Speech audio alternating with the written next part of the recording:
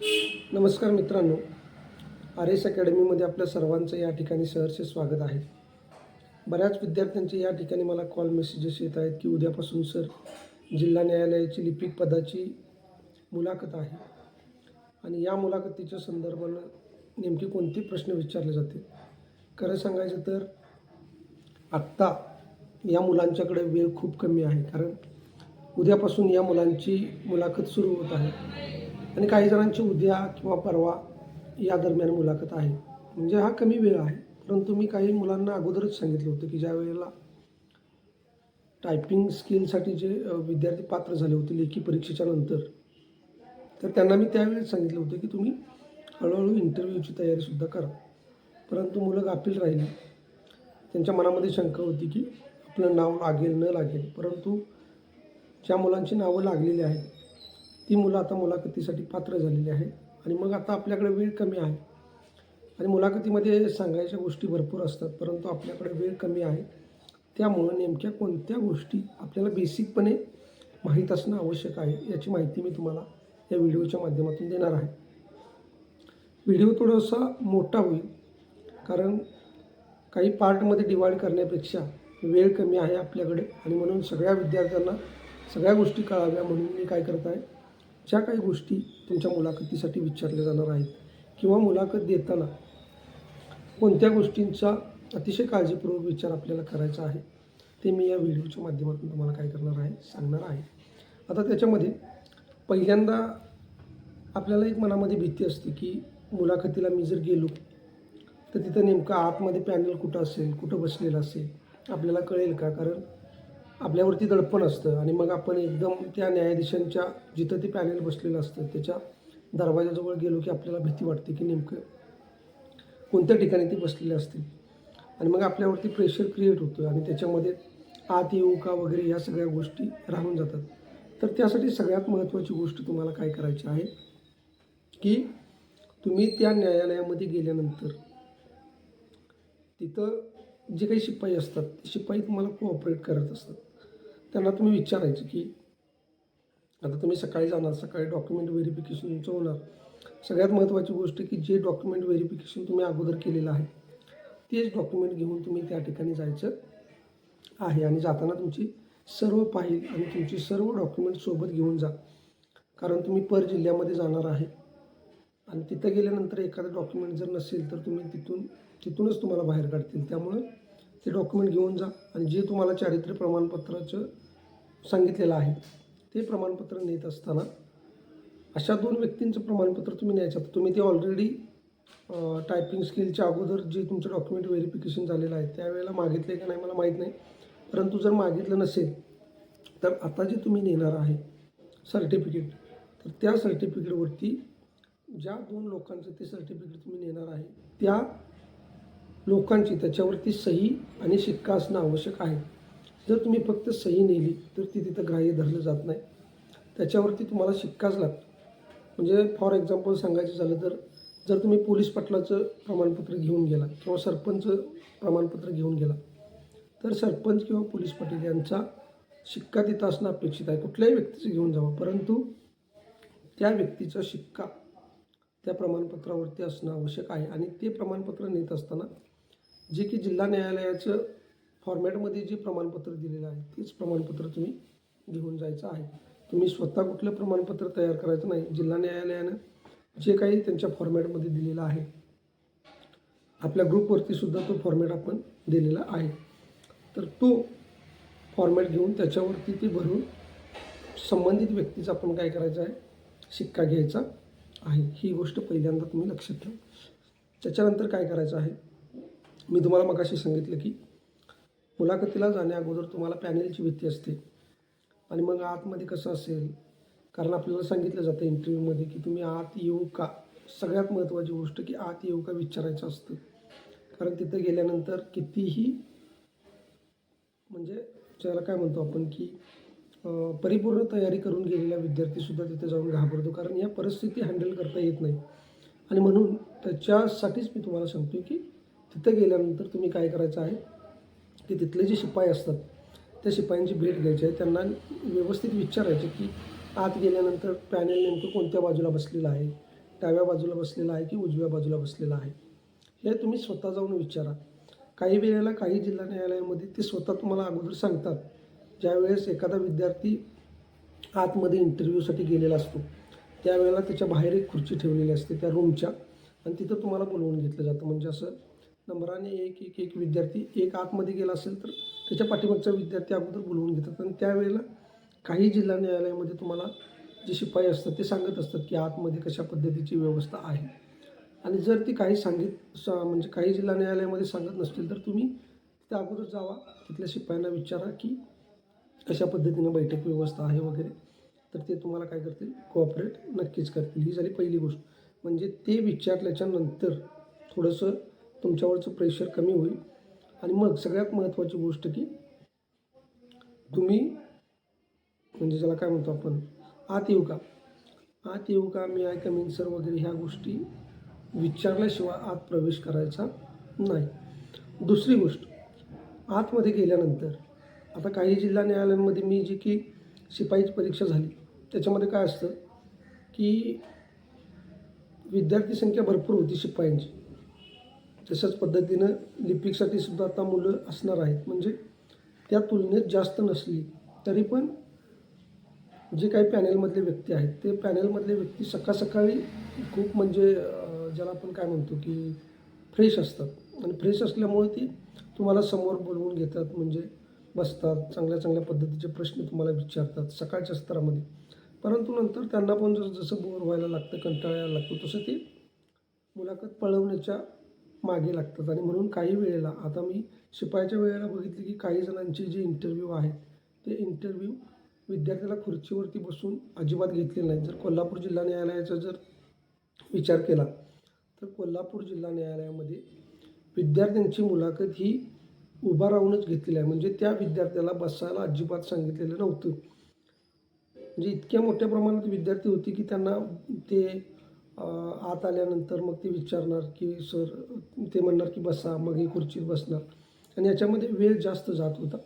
त्यामुळे त्याने अजिबात कुठल्याही मुलाला बसून मुलाखत घेतलेली नाही. तर त्यांनी विद्यार्थी आत आल्यानंतर उभा राहूनच प्रश्न विचारलेले आहेत. म्हणजे विद्यार्थ्याला उभाच केलेला आहे आणि प्रश्न विचारलेले आहेत. त्यामुळं तिथली जी काही सिच्युएशन असेल त्याच्यावरती सगळं डिपेंड असेल की तुम्ही खुर्चीमध्ये बसायचे किंवा काय. परंतु त्यांनी सांगितल्याशिवाय तुम्ही खुर्चीमध्ये अजिबात बसायचं नाही. ही पहिली गोष्ट.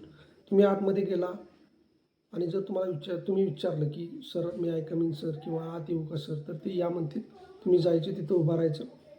मगाशी सांगितल्याप्रमाणे तुम्हाला तिथली बैठक व्यवस्था अगोदर कळाली असेल तर अतिउत्तम आहे. परंतु ते जोपर्यंत सांगत नाही तोपर्यंत तुम्ही खुर्चीमध्ये बसायचं नाही. जर त्यांनी तुम्हाला बसायला नाही सांगितले तर तुम्ही उभा राहूनच त्या प्रश्नांची उत्तरं द्यायची आहेत. ही झाली पहिली गोष्ट. आता दुसरी गोष्ट की पॅनेलमध्ये कोण कोण असतं या संदर्भामध्ये बऱ्याच विद्यार्थ्यांचं म्हणजे भीती असते.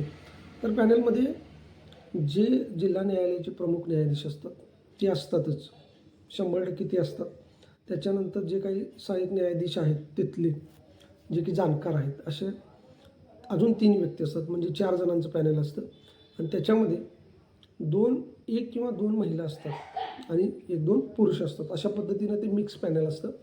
आता मुख्य न्यायाधीश हा महिला असेल किंवा पुरुष असेल, परंतु बाकीचे जे 3 आहेत त्याच्यामध्ये 2 पुरुष 1 महिला किंवा 2 महिला 1 पुरुष असं ते पॅनेल असतं. आणि तुम्ही आत गेल्याच्या नंतर मी तुम्हाला सांगितलं की आत येऊ का म्हणून तुम्ही ज्यावेळेस आत जाता त्यावेळेला आत गेल्याच्या नंतर तुम्ही बघत असताना कोणी एका व्यक्तीकडे बघायचं नाही. म्हणजे तुम्ही जरी तुम्हाला समोरनं प्रश्न समजा मुख्य न्यायाधीशाने विचारला तर मुख्य न्यायाधीशाकडेच न बघता तुम्ही चौफेर तुमची नजर फिरवायची आहे. तुम्ही काय करायचं आहे, तुमची जी नजर आहे ती नजर या ठिकाणी चौफेर फिरवायची आहे. तुम्ही प्रश्नाचं उत्तर देत असताना समजा तुम्हाला समोर आपले न्यायाधीश आहेत, मुख्य न्यायाधीश आहेत, आणि त्याच्या उजव्या बाजूला जर काही इतर न्यायाधीश पुरुष आहे आणि डाव्या बाजूला एक स्त्री न्यायाधीश आहे. मग समजा तुम्हाला पुरुष न्यायाधीशाने जर प्रश्न विचारला तर पुरुष न्यायाधीशाने जर प्रश्न विचारला तर उत्तराची सुरुवात करताना तुम्ही त्या पुरुष न्यायाधीशाकडे बघायचं आहेच. परंतु बोलत असताना तुम्ही चौफेर तिथं जे बसलेले न्यायाधीश आहेत त्यांच्याकडे बघून काय करायचं आहे, तुम्हाला उत्तरं द्यायची आहेत. आता ते तुम्हाला कोणत्या संदर्भामध्ये प्रश्न विचारतील याच्याबद्दल मी तुमच्याबरोबर बोलणार आहे. तर पहिल्यांदा ही भीती घालवून घ्या की म्हणजे आतमध्ये फार मोठे जाणकार व्यक्ती असतील किंवा काय असतील, कारण ती सुद्धा माणसं आहेत. ती भलेही न्यायाधीश असतील, परंतु प्रत्येकाच्या शिक्षणाप्रमाणे त्यांच्याकडे ज्ञान असेल असं अजिबात नाही. त्यामुळे तुम्ही घाबरायचं नाही.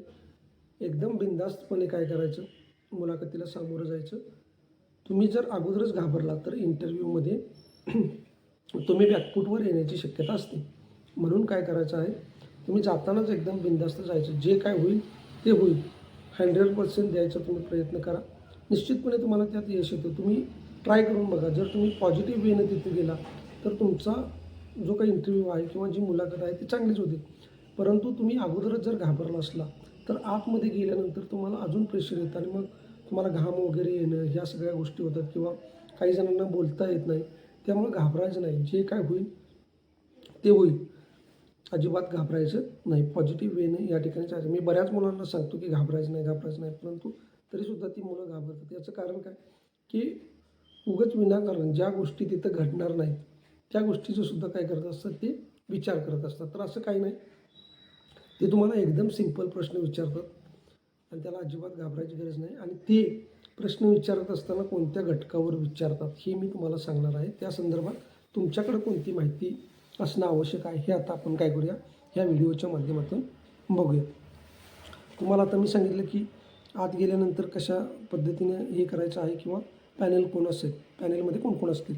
आता त्याच्यानंतर तुम्हाला बेसिक माहिती तुमच्याकडे असणं आवश्यक आहे, ती म्हणजे न्यायालयाबद्दलची माहिती असणं आवश्यक आहे. मग आता या न्यायालयाबद्दलच्या माहितीमध्ये तुम्हाला काय असणं आवश्यक आहे, तर जे काय आपलं सर्वोच्च न्यायालय आहे, उच्च न्यायालय आहे, तर या सर्वोच्च आणि उच्च न्यायालयाची स्थापना म्हणजे मुंबई, आपण महाराष्ट्रामध्ये राहतो त्यामुळे मुंबई उच्च न्यायालय आणि सर्वोच्च न्यायालय ह्याची तुम्ही स्थापना वर्षी जे आहे ती स्थापना वर्षी तुम्हाला माहीत असणं आवश्यक आहे. त्याच्यानंतर या उच्च न्यायालयांचे किंवा सर्वोच्च न्यायालयाचे जे कोण पहिले न्यायाधीश आहेत आणि आत्ताचे न्यायाधीश आहेत, या दोन्हींची नावं तुम्हाला माहीत असणं आवश्यक आहेत. मग त्यामध्ये सर्वोच्च न्यायालय असू दे, उच्च न्यायालय असू दे, किंवा तुम्ही ज्या न्यायालयात जाणार आहे या तिन्ही न्यायालयांची तुम्हाला स्थापना वर्ष माहीत असणं आवश्यक आहे. आणि त्याचबरोबर तिथले जे काही न्यायाधीश आहेत, मुख्य न्यायाधीश पहिले कोण होते आणि आत्ता सध्या कोण आहेत, एवढी माहिती तुम्हाला असणं आवश्यक आहे. त्याच्यानंतर सर्वोच्च न्यायालयाचे ठिकाण कुठं आहे, मुंबई उच्च न्यायालय कुठं आहे, हे सुद्धा तुम्हाला विचारलं जातं. त्यामुळे ती सुद्धा गोष्ट तुम्हाला माहीत असणं आवश्यक आहे. त्यानंतर तुम्हाला एकूण उच्च न्यायालय किती आहेत, 25 उच्च न्यायालय आहेत. शेवटचं न्यायालय कोणतं आहे हे सुद्धा माहीत असणं आवश्यक आहे. म्हणजे न्यायालयासंदर्भातली बेसिक माहिती असणं तुम्हाला आवश्यक आहे. आणि त्यात सगळ्यात महत्त्वाचं की आत्ता जे धनंजय चंद्रचूड आहेत सरन्यायाधीश, ते कितवे न्यायाधीश होते आणि त्यांची कामं, म्हणजे आता रिसेंटली काल एक इमेज आलेली आहे टेलिग्रामवरती, तर ती थोडीशी डोळ्याखालून तुम्ही घालून घ्या. आणि आत्ता जे सरन्यायाधीश आहेत ते सरन्यायाधीश कितवे आहेत याच्या संदर्भातली माहितीसुद्धा तुमच्याकडे असणं आवश्यक आहे. म्हणजे बेसिकमध्ये तुम्हाला या गोष्टी माहीत असणं आवश्यक आहे. काय, न्यायाधीशांच्या संदर्भातली किंवा न्यायालयाच्या संदर्भातली काय काय सांगितलं मी, की त्यांची स्थापना वर्ष, त्याच्यानंतर त्याचे पहिले न्यायाधीश कोण आहेत, आत्ताचे न्यायाधीश कोण आहेत हे माहिती असणं आवश्यक आहे. त्याच्यानंतर त्याचं ठिकाण, की सर्वोच्च न्यायालय कोणत्या ठिकाणी आहे, दिल्ली, उच्च न्यायालय कोणत्या ठिकाणी आहे, मुंबई. तर अशा पद्धतीने या बेसिक गोष्टी तुम्हाला माहीत असणं आवश्यक आहे. आणि एकूण उच्च न्यायालय किती आहेत हे सुद्धा तुम्हाला माहीत असणं आवश्यक आहे. आता त्याच्यानंतर जो काही तुमचा इंटरव्ह्यू चालतो किंवा जी काही मुलाखत चालते ती तुमच्या बऱ्यापैकी शैक्षणिक माहितीवरती आधारित अशी असते. मग तुमची शैक्षणिक माहितीवरती कशा पद्धतीने आधारित असते, तर तुम्ही जे काही डॉक्युमेंट व्हेरिफिकेशन करताना जो एक संच त्यांच्याकडे दिलेला असतो, तुमची 10वीची 12वीची किंवा जे काही तुम्ही कम्प्युटर टायपिंग असेल किंवा स्टेनो असेल, या सगळ्या गोष्टींची जो काही बंच तुम्ही दिलेला असतो तो आतमध्ये त्या पॅनलकडे असतो. आणि त्यांनी काय केलेलं असतं, सपोज ती 4 जण आहेत तर त्या 4 जणांनी काय केलेलं असतं, ते वाटून घेतलेलं असतं आणि त्या पद्धतीने ते प्रश्न विचारत असतात. मग याच्यामध्ये आता तुम्हाला कोणती गोष्ट माहीत असणं आवश्यक आहे, तर बघा, तुम्हाला सपोज तुम्ही 10वी 2005ला केलेली आहे 12वी 2007ला केलेली आहे. तर तुम्हाला 10वी कोणत्या वर्षी केली, 12वी कोणत्या वर्षी केली, पदवी कोणत्या वर्षी केली किंवा स्टेनो कोणत्या वर्षी केले, हे वर्ष तुम्हाला परफेक्टली माहीत असणं आवश्यक आहे. कारण तुम्हाला यावरती प्रश्न निश्चित विचारला जातो. तिथं गेल्यानंतर आता तुम्ही ती पाठ करत असताना तुम्ही असं क्रमाने लक्षात ठेवता की 2005ला माझी 10वी झाली, 2007ला 12वी झाली. परंतु तिथं विचारत असताना कुणीही मध्येच एखादा न्यायाधीश विचारतो की तुमची पदवी कोणत्या वर्षी झाली आणि त्यामुळं त्यावेळी एक प्रेशर आपल्यावरती असतं, त्यामुळे चुकण्याची शक्यता असते. तुम्ही घाईगडबडीमध्ये जर प्रश्नाचं उत्तर नाही आलं, समजा 2008ला तुमची पदवी झालेली आहे आणि ते एका न्यायाधीशाने विचारले, तर घाबरून जाऊ नका. थोडं रिलॅक्स व्हाने त्यांना सांगा की माझी 2008ला पदवी झालेली आहे. अशा पद्धतीने कुठलंही वर्ष विचारलं किंवा त्याची प्रॅक्टिस आता अशी करा की एकतर ते वर्ष पाठ करा आणि कुणाकडून तरी विचारून घ्या आणि कशा पद्धतीने विचारून घ्या की कुठलंही वर्ष विचारू द्या.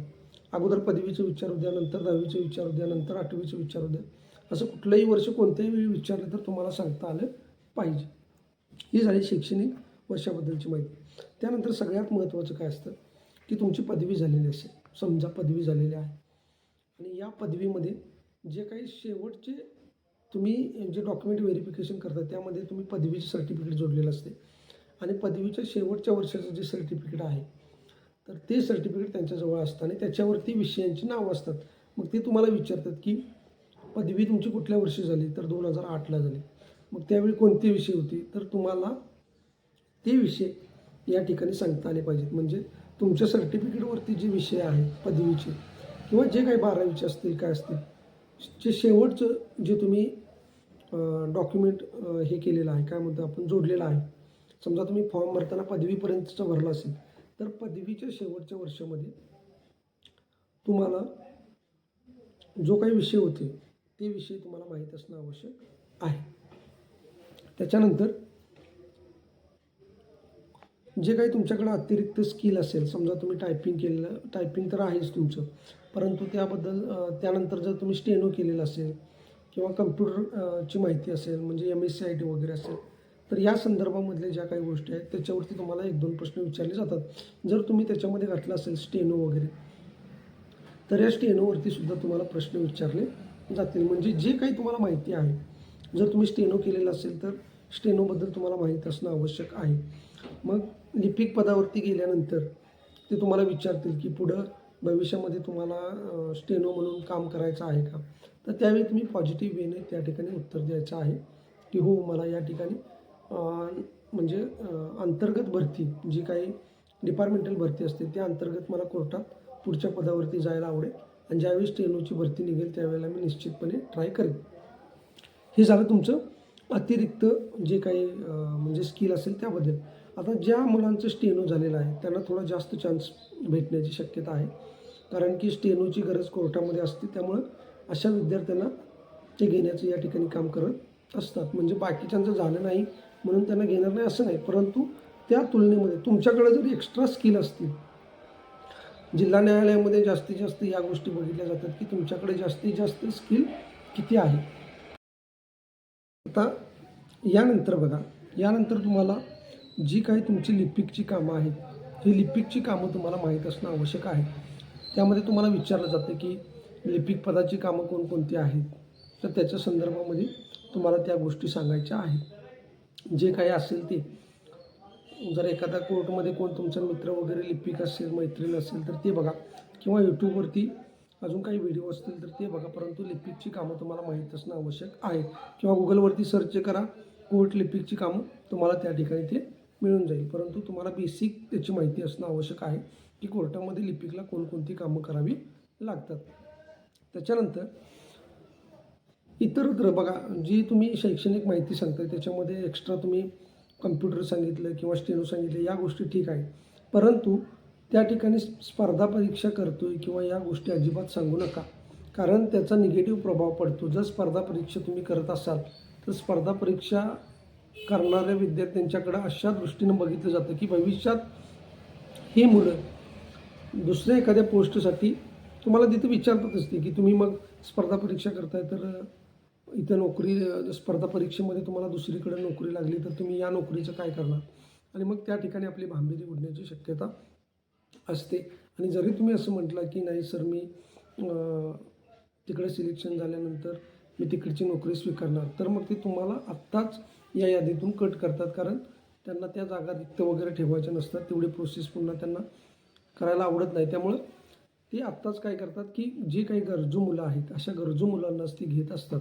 भविष्यामध्ये मग ते असं म्हणतात की हा स्पर्धा परीक्षा करतोय म्हणजे याच्याकडे अजून चान्सेस आहेत आणि हा पुढं कुठेही काही करू शकतो. परंतु न्यायालयाची एक गोष्ट आहे की अतिशय गरजू मुलं जी आहेत अशा विद्यार्थ्यांचा ते विचार करत असतात. आणि म्हणून तुम्ही स्पर्धा परीक्षा वगैरे करताय असं सांगू नका, कारण तिथं तुम्ही बॅकफूटवर जाण्याची शक्यता तर असतेच असते. परंतु त्याच्यामध्ये अजून काही अंतर्गत खोलात जाऊन जर त्याने प्रश्न विचारला, कारण तिथले न्यायाधीशसुद्धा हे कसे असतात स्पर्धा परीक्षेच्या माध्यमातूनच आलेले असतात, त्यामुळे ते तुम्हाला पुढे जाऊन जास्तीची माहिती विचारण्याची शक्यता असते. आणि म्हणून तुमचा जो इंटरव्ह्यू आहे किंवा तुमची जी मुलाखत आहे ती तिथं जे काही चालतं चार भिंतीच्या आत त्याच्यावरच बऱ्यापैकी डिपेंड असतो. फार काही त्याला अभ्यास करून जावा वगैरे अशा काही गोष्टी नाही. त्यामुळे मी ज्या गोष्टी सांगितलेल्या आहेत त्या गोष्टी तुम्ही बेसिकपणे करा, तिथंच तुम्हाला मुलाखत चांगल्या पद्धतीने झाल्याचं तुम्हाला काय होईल दिसून येईल. त्यानंतर बघा मी सांगितलं की लिपिकची कामं तुम्हाला माहीत असणं आवश्यक आहे. आता लिपिकची कामं माहीत असणं आवश्यक आहे, परंतु त्याबरोबर मुलाखत घेत असताना काय करतात ते तुम्हाला प्रश्न तर विचारतात.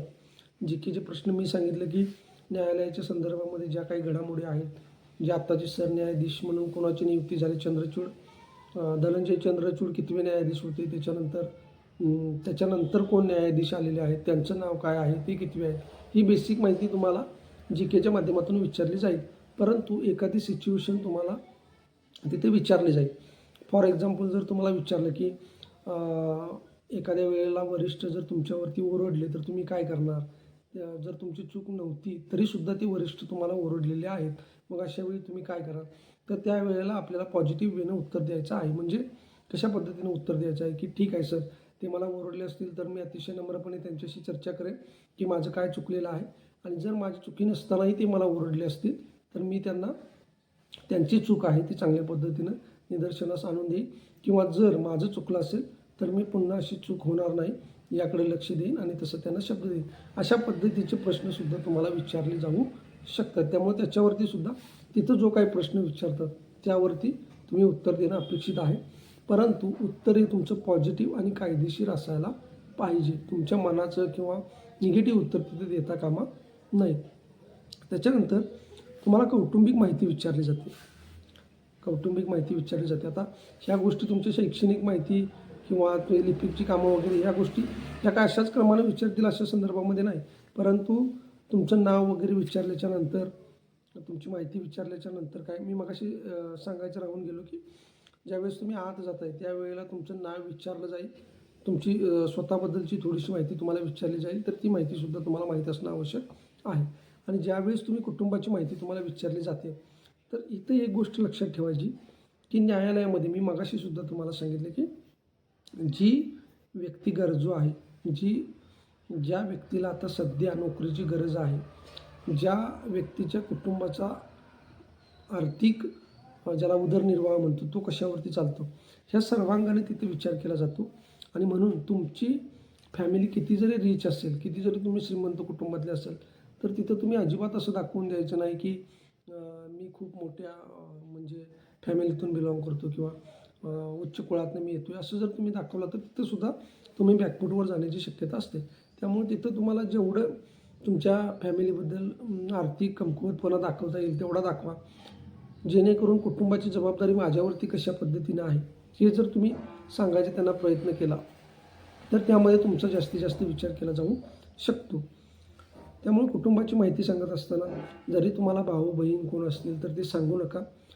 तुम्ही सांगा की एक भाऊ आहे, मी एक आहे, दोघंच आहे. तो जरी इंजिनियर वगैरे, वकील, डॉक्टर वगैरे कोणी असेल तर तसं काही सांगू नका. काहीतरी साधी कामं सांगा जेणेकरून त्यांना असं वाटेल की बाबा कुटुंबाची जबाबदारी या मुलीवरती आहे आणि त्यामुळं हिला सध्या नोकरीची गरज आहे. तर अशा पद्धतीनं न्यायालयामध्ये विचार केला जातो. त्यानंतर बघा तुमच्याबद्दल माहिती विचारत असताना सध्या तुम्ही उदरनिर्वाह तुमचा कशावरती चालू आहे हे विचारलं जातं. मग त्याच्यामध्ये तुम्ही जे काही सांगणार की मी जॉब करते किंवा मी घरकाम करते. जर जॉब करताय असं सांगितलं किंवा त्याच्यामध्ये तुम्ही एक्सपिरियन्स लेटर वगैरे दिलेलं असेल, तर त्या गोष्टी तुम्हाला अतिशय परिपूर्णरित्या माहीत असणं आवश्यक आहे. म्हणजे उगाच एखादा एक्सपिरियन्स द्यायचा म्हणून देऊ नका किंवा एखादा जॉब सांगायचा म्हणून सांगू नका. तर तुम्ही मी सांगितलं की त्या 4 भिंतीच्या आतमध्ये जे काही चालेल त्याच्यावरतीच तुमचा इंटरव्ह्यू डिपेंड असतो. आणि म्हणून तुम्ही जर एखादं काम सांगितलं तर त्या कामाच्या संदर्भानं तुम्हाला तिथं प्रश्न विचारले जातात. त्यामुळं असं काम सांगा की ज्या कामातली तुम्हाला परिपूर्ण माहिती असेल. एखादं काम तुम्ही लहानपणापासून आत्तापर्यंत कुठलंही केलेलं असेल, असं एक काम त्यांना सांगायचं आणि ते काम सांगत असताना त्या कामातली सगळी माहिती तुम्हाला माहीत असणं आवश्यक आहे. जेणेकरून ते न्यायाधीश काय करतात, की तुम्ही जे काम सांगितलेलं आहे किंवा तुम्ही त्या ज्या ठिकाणी जॉब करताय, तर त्या जॉब संदर्भातली माहिती तुम्हाला विचारली जाते आणि ती माहिती तुम्हाला माहीत असणं आवश्यक आहे. त्याच्यानंतर तुम्हाला विचारलं जाते, की हा जॉब तुम्ही म्हणजे जिथं तुम्ही जॉबला आहे, त्या जॉबमध्ये समजा तुम्हाला एक खाजगी जॉब आहे, परंतु तिथं 22,000 ते 20,000 पगार असेल, ते तुमच्या घराजवळ वगैरे असेल, तर मग ते तुम्हाला असं विचारतात, की तुमच्या घराजवळ तुम्हाला खाजगीमध्ये एवढा पगार असून सुद्धा मग तुम्ही न्यायालयाच्या याच्यामध्ये का येताय? तर त्यावेळेला तुम्हाला सांगायचं आहे, की एक तर जॉब सिक्युरिटी आहे, गव्हर्नमेंट जॉब आहे. त्याच्यानंतर मला भारताच्या कायदेशीर प्रक्रियेमध्ये सहभागी होता येतं आणि माझं फ्युचर यामध्ये आहे. माझ्या कुटुंबासाठी हे अतिशय महत्त्वाचं आहे. अशा पद्धतीने पॉझिटिव्ह ज्या काही गोष्टी असतील त्याच तुम्हाला या ठिकाणी सांगायच्या आहेत. मला काम करायला न्यायव्यवस्थेमध्ये आवडेल, अशा पद्धतीने उत्तरं तुमची असणं आवश्यक आहे. मित्रांनो, मुलाखतीच्या संदर्भामध्ये सांगायचं झालं तर खूप काही गोष्टी सांगता येतात, परंतु आपल्याकडे सध्या तेवढा वेळ नाही. त्यामुळे मी ज्या गोष्टी सांगितलेल्या आहेत तेवढ्या गोष्टी जर करून गेला तर तुमच्यामध्ये एक पॉझिटिव्हपणा येईल आणि तुम्ही अतिशय चांगल्या पद्धतीने या ठिकाणी मुलाखतीला सामोरं जाल, हा माझा शब्द आहे. त्यानंतर बघा, आता घरापासूनचं अंतरसुद्धा डिपेंड करतं. समजा तुम्ही कोल्हापूरमध्ये आहे आणि पुण्याला फॉर्म भरलेला आहे, तर मग तिथले न्यायाधीश तुम्हाला विचारतात, की कोल्हापूर ते पुणे अंतर किती आहे? मग तुम्ही कसं करणार? इथे येऊन राहणार का? इथे येऊन राहिल्यानंतर तुम्हाला ते परवडेल का? तुम्ही तुमचं घर यामध्ये कसं चालवाल? एवढा पगार आहे, मग इथं तुम्ही त्याचं मॅनेजमेंट कसं कराल? अशा पद्धतीच्या गोष्टी असतात. तर त्यावेळेला सांगायचं, की सर माझी या ठिकाणी राहण्याची तयारी आहे आणि मी त्या सगळ्या गोष्टी मॅनेज करेन. जर त्याने विचारलं, की तुम्हाला अतिरिक्त काम करावं लागले तर कराल का?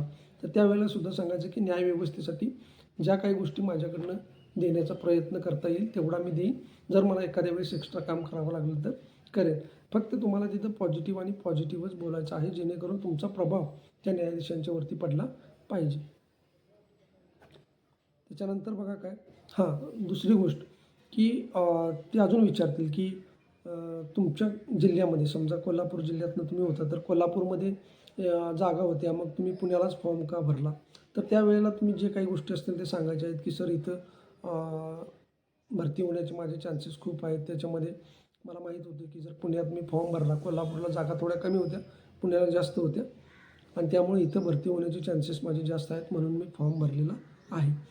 मग त्याच्यानंतर अजून तुम्हाला विचारतील, की आम्ही तुम्हालाच का सिलेक्ट करायचं? तुम्ही या ठिकाणी सिलेक्ट व्हाल अशी तुम्हाला अपेक्षा आहे का? आणि आम्ही तुम्हालाच या ठिकाणी का सिलेक्ट करायचं? तर त्यावेळेला सुद्धा तुम्ही पॉझिटिव्ह उत्तर देणं अपेक्षित आहे, की सर मी माझं 100% बेस्ट आतापर्यंत दिलेलं आहे आणि यापुढे सुद्धा न्यायव्यवस्थेमध्ये काम करत असताना मी 100% प्रयत्न करेन आणि न्यायव्यवस्थेला जी काही गरज असेल माझ्याकडून ती मी कंप्लीट करेन आणि त्यामुळं माझं या ठिकाणी सिलेक्शन होणं गरजेचं आहे आणि ते होईल अशी मला अपेक्षा आहे. म्हणजे अशा पद्धतीनं पॉझिटिव्ह उत्तरं देणं तुम्हाला अपेक्षित आहे. जर या संदर्भात अजून काही तुम्हाला जर का तुमच्या मनामध्ये प्रश्न असतील तर तुम्ही मला नक्की विचारा. त्याची आपण कशा पद्धतीनं उत्तरं द्यायची हे मी तुम्हाला सांगेन. आता शैक्षणिक माहितीमध्ये काही विद्यार्थ्यांची पदवी झालेली आहे, परंतु त्याच्यामधला तर तुम्ही आत्ता अभ्यास करू शकत नाही. त्यामुळं ती गोष्ट राहिली तर चालेल, परंतु जे काही तुमचे लास्ट इयरचे सब्जेक्ट आहेत त्याची नावं मात्र तुम्हाला पाठ असणं आवश्यक आहे. तर अशा पद्धतीनं या गोष्टी मी तुम्हाला सांगितलेल्या आहेत. काय काय सांगितलेलं आहे बघा. पहिल्यापासून सांगतो तुम्हाला, की पहिल्यांदा आत येऊ का म्हणून विचारायचे. त्याच्याही अगोदर तुम्ही तिथल्या शिपायाशी चर्चा करून आतमध्ये पॅनल कशा पद्धतीने बसलेला आहे, आतमध्ये एंट्री कशी आहे, ते कोणत्या बाजूला आहेत, उजव्या बाजूला आहेत की डाव्या बाजूला आहेत की समोर त्यांचं पॅनल बसलेलं आहे, किती जण आहेत, या सगळ्या गोष्टी तुम्ही अगोदर तिथे जाऊन चर्चा करा. त्यामुळे तुम्हाला स्टेबिलिटी येईल आणि मग तुम्ही आतमध्ये जाईल. आतमध्ये गेल्यानंतर त्यांनी ज्या वेळेस सांगतील त्याच वेळेला तुम्ही काय करायचं आहे, खुर्चीमध्ये बसायचं आहे. अन्यथा त्यांनी जर बसायला नाही सांगितले तर तुम्ही काय करायचं आहे, उभा राहूनच या ठिकाणी इंटरव्ह्यू द्यायचा आहे. जी तुमची फाईल वगैरे असते ती फाईल घेऊन जायची. ती फाईल ठेवण्यासाठी तिथे व्यवस्था केलेली असते. एखादा टेबल त्या ठिकाणी असतो, त्यावरती ठेवायची किंवा जर तुम्हाला बसून इंटरव्ह्यू द्यायला सांगितलं तर ती तुमच्या हातामध्ये असणं आवश्यक आहे. दुसरी गोष्ट मी तुम्हाला त्या पॅनलच्या संदर्भामध्ये सांगितलं की पॅनलमध्ये कोण कोण असतं आणि कशा पद्धतीनं आत गेल्यानंतर तुम्ही माहिती सांगत असताना चौफेर नजर फिरवून काय करायचं आहे, तुम्ही प्रश्नांची उत्तर द्यायची आहेत. त्यानंतर बेसिक माहितीमध्ये मी तुम्हाला सांगितलं की न्यायालयाच्या संदर्भामध्ये ती माहिती असणं आवश्यक आहे. त्यानंतर शैक्षणिक माहितीबद्दल सुद्धा मी तुम्हाला सांगितलं की जे तुमचे शैक्षणिक वर्ष आहे, तुमची जी काही टक्केवारी पडलेली आहे ती टक्केवारी, त्याच्यानंतर जे काही एक्स्ट्रा तुमचं स्किल असेल, संगणक असेल किंवा स्टेनो असेल त्याच्या संदर्भातली माहिती, तुम्ही कोणत्या ठिकाणी एक्सपिरियन्स जॉबचा आहे त्या जॉबची माहितीसुद्धा तुम्हाला सांगणं अपेक्षित आहे. त्याच्यानंतर स्पर्धा परीक्षा वगैरे असल्या गोष्टी सांगणं टाळा, कारण जर तुम्ही पुढे प्रयत्न करत असाल तर तुम्हाला आत्ताच ते या ठिकाणी काढून टाकण्याचे चान्सेस जास्त असतात. त्यानंतर कौटुंबिक माहितीबद्दल मी तुम्हाला सांगितलं की जेवढी परिस्थिती तुमची गरीब किंवा आर्थिकदृष्ट्या कमकुवत दाखवाल तेवढे तुमचे चान्सेस जास्त असतात. परंतु अजून एक गोष्ट तुम्हाला सांगायची राहिली की तुमचा पेहराव कसा असावा. तर पेहरावाच्या संदर्भामध्ये बोलत असताना फॉर्मल कपडे असावेत मुलांची, त्यामध्ये इन केलेलं असावं आणि पायामध्ये शूज असावं. या नॉर्मल गोष्टी आहेत, त्याच्या संदर्भामध्ये तुम्हाला जास्त काही सांगण्याची गरज नाही. परंतु मुलींनी जर का ड्रेस घातला किंवा साडी तर त्यांनीसुद्धा जास्त फॅन्सी कपडे किंवा फॅन्सी ड्रेस वापरू नये, फॅन्सी साडी वापरू नये. एकदम नॉर्मल, एकदम भडक कपडे अजिबात घालू नये, नॉर्मल कपडे घाला, जेणेकरून म्हणजे सुसभ्य असं या ठिकाणी तुमचं दर्शन त्या ठिकाणी व्हायला पाहिजे. जर तुम्ही एकदम भडक कपडे घालून गेला तर त्याचाही निगेटिव्ह इम्पॅक्ट तिथं पडत असतो. त्यामुळं जे काही गव्हर्मेंट सर्वंट असतात ज्या लेडीज, त्यांचे ते फुल ब्लाऊज वगैरे असतं, साडी असते, त्या पद्धतीनं तुम्ही घालण्याचा प्रयत्न करा. आणि मुलांचा काय पेहरावाचा प्रश्न नाही, परंतु जीन्स वगैरे घालून जाणं या ठिकाणी टाळा. एकदम फॉर्मल पॅन्ट, फॉर्मल शर्ट जे की इन्शर्ट केलेला असावा, इस्त्री केलेला असावे, पायामध्ये शूज असावे फॉर्मल. तर अशा पद्धतीनं हा ड्रेस कोड आहे, त्याचीसुद्धा तुम्ही जबाबदारी घ्या. त्याच्यानंतर जे काही सिच्युएशन बेस्ड तुम्हाला प्रश्न विचारले, मगाशी मी सांगितलं की वरिष्ठ तुम्हाला ओरडले तर काय कराल, किंवा तुमची एखादी फाईल एखाद्या व्यक्तीने नेली तर काय कराल, कायदेशीर कारवाई कराल का, तुम्ही त्याला समजावून सांगाल वगैरे, असे काही सिच्युएशन बेस्ड प्रश्न असतात. त्या प्रश्नांवरती सुद्धा तुम्हाला या ठिकाणी काळजी घ्यायची आहे.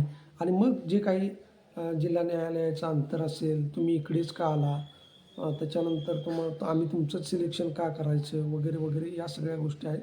या गोष्टी तुम्ही जर तिथे सांगितल्या, आता तुम्हाला एवढंच करावं लागेल, याच्यापेक्षा जास्त काही करता येणार नाही, कारण त्याच्यासाठी जो काही वेळ आहे तो वेळ आपल्याकडे नाही. थोडीशी माझी तब्येत बरी नाही, त्यामधूनसुद्धा मी काय केलेलं आहे की बऱ्याच विद्यार्थ्यांचे कॉल मेसेजेस मला येत आहेत, म्हणून मी हा व्हिडिओ बनवलेला आहे. या व्यतिरिक्त जर तुमचे काही प्रश्न असतील तर मला नक्की कळवा, त्याची प्रश्नांची उत्तरंसुद्धा मी तुम्हाला देण्याचा प्रयत्न करेन. शेवटी जाता जाता मी तुम्हाला एवढंच सांगतो की घाबरून अजिबात जाऊ नका. तुम्ही मनामध्ये एक गोष्ट ठेवायची, एक गोष्ट मी तुम्हाला सांगतो की तुम्ही घाबरला तरीसुद्धा तुमचा इंटरव्ह्यू फेल जाणार आहे. त्यामुळं असा आणि तसा इंटरव्ह्यू फेल करण्यापेक्षा जर तुम्ही पॉझिटिव्ह वेने गेला आणि तुमच्या मनामध्ये जर पॉझिटिव्हिटी असेल की मी आत जाणार आणि मला जे काही विचारतात ते विचारू दे, त्याची मी बिनधास्तपणे उत्तर देणार, तर तुम्हाला इंटरव्ह्यू हा चांगलाच जातो. या संदर्भामध्ये तुम्ही स्वतः अनुभूती घेऊन बघा, तुम्ही बिनधास्तपणे जावा. मी ज्या गोष्टी सांगितलेल्या आहेत त्या गोष्टी परफेक्ट कराने तुम्ही जावा, तुमची मुलाखत चांगली होणार. मुलाखत झाल्यानंतर मात्र तुम्ही मला काय करा, मेसेज करून सांगा की कशा पद्धतीने तुमची मुलाखत झाली. अजून तुमच्या मनात काही शंका असतील तर तुम्ही नक्की विचारू शकता. धन्यवाद.